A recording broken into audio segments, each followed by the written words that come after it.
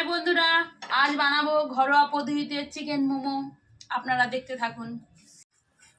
আপনারা কিন্তু মাংসটা দোকান থেকে কিমা করে কেটে নিয়ে আসবেন। আমি কেটেছি ঘরে, দেখুন কাটাটা কেমন হয়েছে।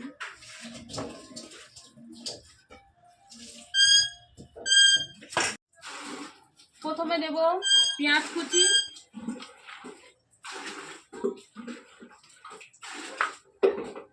তারপর দেব লঙ্কা কুচি,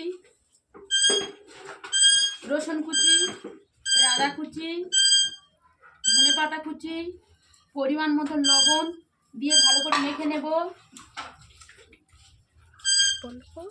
পরিমাণ মতন সস দিয়ে দেব, দিয়ে ভালো করে মেখে নেব।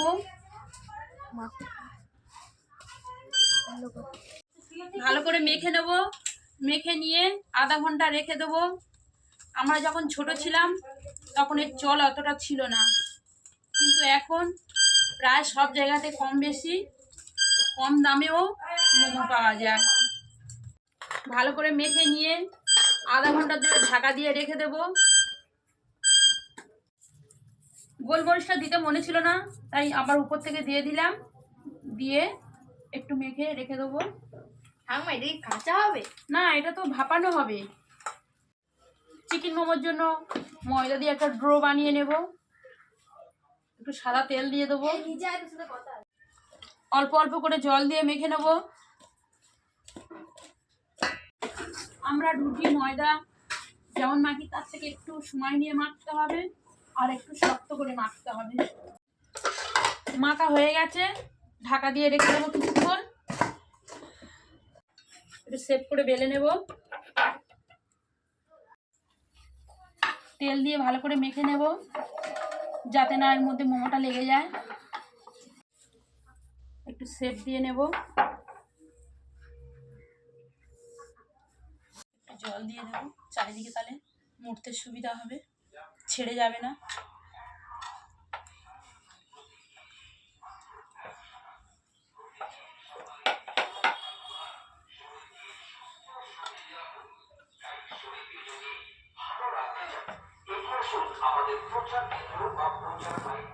দেখুন বন্ধুরা কত সুন্দর হয়েছে।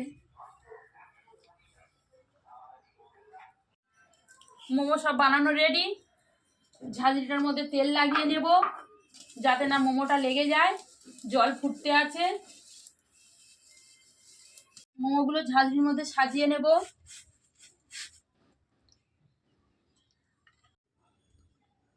সব একসাথে সাজিয়ে নেব।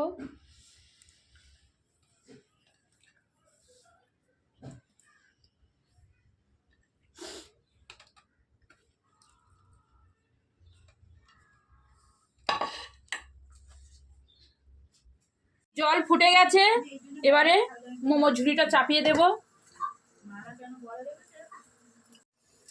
ঢাকা দিয়ে দেব সম্পূর্ণভাবে, যাতে না বাষ্পটা বেরিয়ে যায়। কাপড়টা ভালো করে ভিজিয়ে নিয়েছি।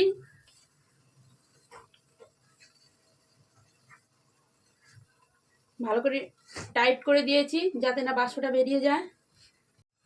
খুলে দেখব, দেখি মোমোটা কতটা সিদ্ধ হলো কিনা। ওরে বাবা, ছেড়ে যাচ্ছে, খুব ভালো সিদ্ধ হয়েছে, ভালোই হয়েছে। খেয়ে দেখো সবাই কেমন হয়েছে।